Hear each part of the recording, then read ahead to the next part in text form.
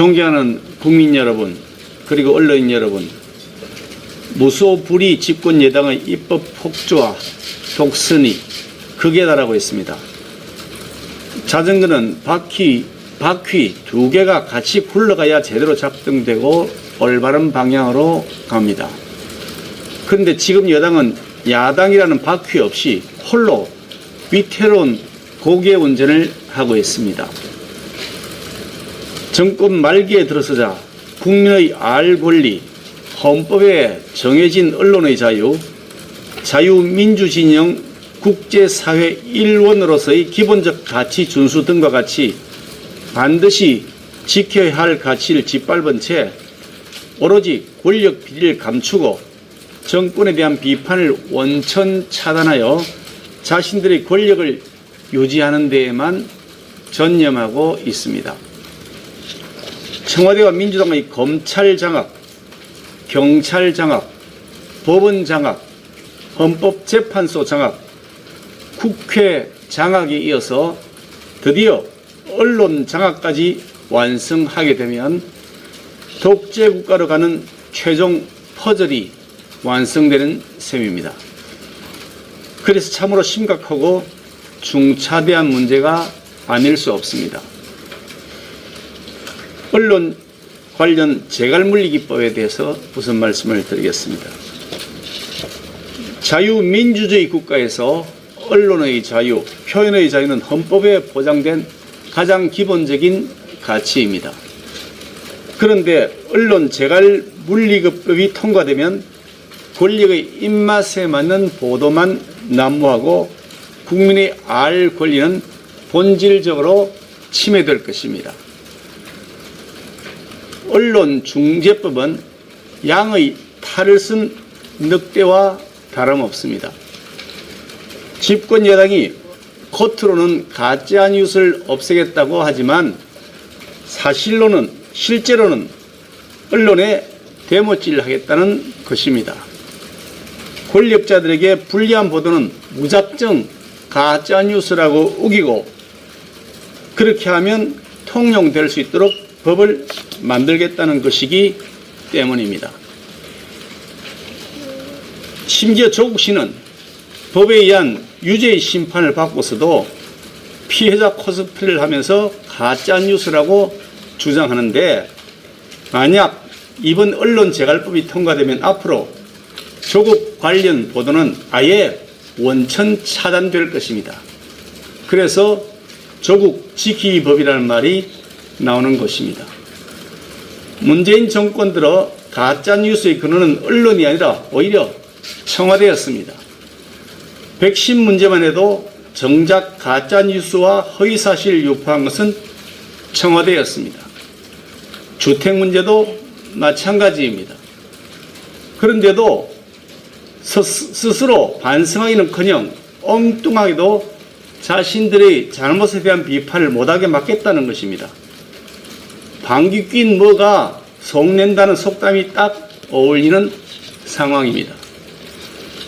오죽하면 세계신문협회, 국제언론인협회, 서울외신기자클럽 이사회가 우리나라의 언론 자유 위축을 우려한다는 입장 표명까지 했겠습니까? 대한민국이 그동안 피땀 흘려 쌓아놓았던 국가 이미지 그리고 자유 언론 환경을 국제적인 조롱거리로 만드는 역사적 반영행위가 아닐 수 없습니다. 위헌 조항 투성이로서 헌법소원 심판이 제기될 경우 무효가 될 것임이 뻔합니다. 그 위헌성에 대해서 말씀드리겠습니다. 징벌적 손해배상은 우리 법제에서 일반적으로 인정되지 아니하는 제도입니다. 대법원은 외국 법원의 판결 집행과 관련하여 손해의 전보를 넘는 징벌적 손해배상은 대한민국의 선량한 풍속이나 사회 질서에 어긋나는 것이라고 판시한 바 있습니다.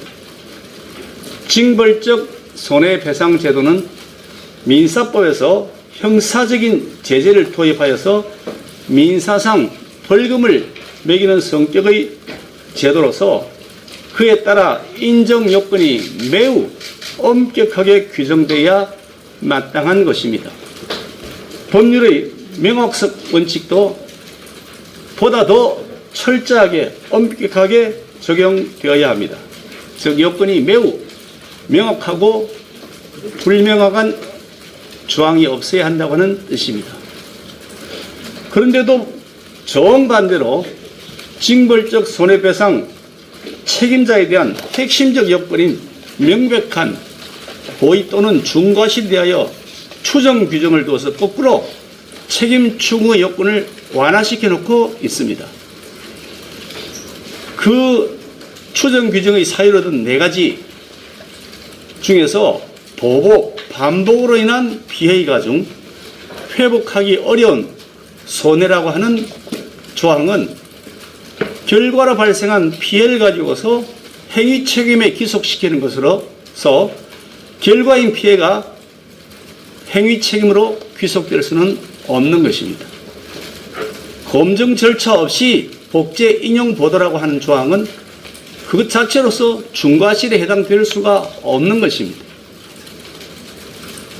편집 기사 내용의 왜곡이라는 조항 역시 매우 불명확한 규정입니다.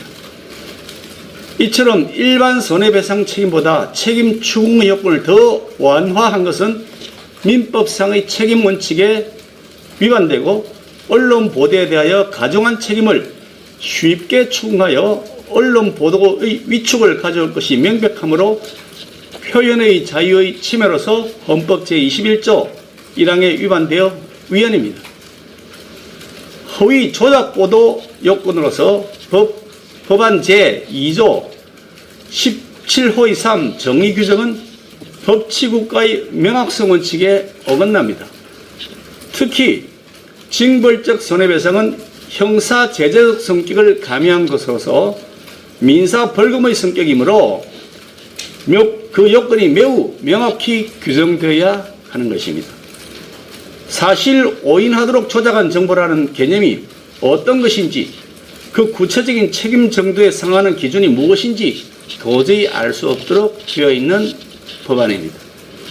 따라서 법치주의 원칙에 위반하여 표현의 자유를 침해한 것으로서 헌법 제21조 1항에 위배되어 위헌입니다. 손해액은 어떤 행위로 인한 손해액은 언론사의 매출액과는 전혀 상관이 없는 것입니다. 그런데도 언론사 등의 전년도 매출액을 손해배상액 산정의 기준으로 삼는 것은 책임의 원칙에 어긋나기 때문에 이것 또한 위헌입니다. 인터넷 신문이나 인터넷 뉴스 서비스를 통한 언론 보도 등으로 인해 피해를 입은 자가 그 사업자에게 청구하는 열람 차단 청구권은 그 사유가 매우 광범위하고 불명확하여 헌법상 금지되는 표현의 자유의 사전 억제 금지 원칙, 명확성 원칙에 위반되는 것이기 때문에 이것 또한 위헌입니다. 이처럼 위헌임이 명백한 법안을 통과시킬 수는 없습니다. 대한민국 법률을 아니면 말고식으로 마구잡이로 통과시켜서는 아니 됩니다. 임대차 관련 법안을 아니면 말고식으로 무작정 통과시켜서 결국 국민들의 피해가 엄청나게 가중되고 있는 오늘의 현실을 보면서 어떻게 또다시 아니면 말고식으로 법안을 통과시키려 하는 것인지 민주당의 태도가 너무나 어이없습니다. 다음으로 권한쟁의 심판 청구 관련해서 말씀드리겠습니다. 국회법 57조의 2항 안건조정위원회의 취지는 서로 다른 이견을 조정할 필요가 있는 안건을 여야가 동수로 구성해서 숙의 과정을 거치도록 하는 것입니다. 그런데도 여당은 야당으로 위장한 실질적 여당 의원들을 입맛대로 배치해서 입법 폭주를 자행했습니다. 안건조정위원회에서 보장되는 활동기한은 90일입니다. 그런데 언론재갈물리기법처럼 민주주의 근간을 흔들 수도 있는 법안을 수기하기에는 90일도 짧을 수 있습니다. 그럼에도 민주당은 야당의 수거의 요청을 깔아뭉개고 절차적 정당성과 민주적 절차를 유린했습니다. 더구나 문체위 법안 소위에서 대안이라는 것을 작성해서 소위 위원들에게 회람한 후에 축조심의해야 마땅한 국회법상의 절차입니다. 그런데도 이런 대안이 마련되지도 않았고 그 대안의 구체적 조문도 작성되지 않은 상태에서 법안 소위 여당의 위원장은 대안이 가결되었다고 일방적으로 선포했습니다. 실제 만들어진 대안은 그 일방적 선포 후에 별도로 비공개된 밀실에서 작성된 것으로 보입니다. 이것은 법안 소위 위원들의 법안 심사권을 원천 박탈한 것으로서 권한을 침해한 것이며 무효입니다. 문체위 안건조정위원회는 당초 이달곤 의원을 임시위원장으로 선출해서 회의를 진행하던 중에 정회했습니다. 그런데 그 정회 시간에 민주당이 일방적으로 안건조정위원회를 권한 없이 제기해서 이달곤 조정위원장을 철회시키고 새로운 위원장을 선출한 다음에 회의를 진행해서 자신들의 일방적인 안건 의결을 한 것입니다. 따라서 이렇게 제기된 안건조정위원회는 권한 없이 소집된 무효의 회의이고, 이렇게 권한 없이 소집된 회의에서 국민의힘 의원들의 참여 없이 표결까지 진행한 것은 국민의힘 소속 안건조정위원들의 심의 표결권을 침해한 것입니다. 이것은 권한쟁의 심판의 대상이 되며 우리 국민의힘은 그 심판 청구를 할 것입니다.